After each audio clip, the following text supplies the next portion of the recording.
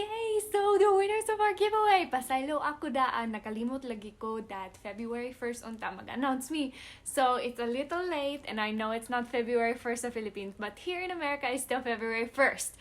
Okay, so are you ready? Okay, you ready? Here's the ball. Dako kayo ni nambul ha, kay you know there's so many people that nag-enter. Joke.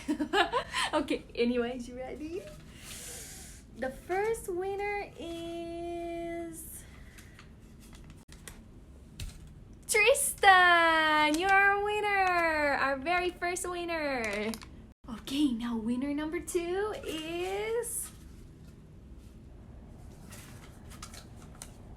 Miraflor!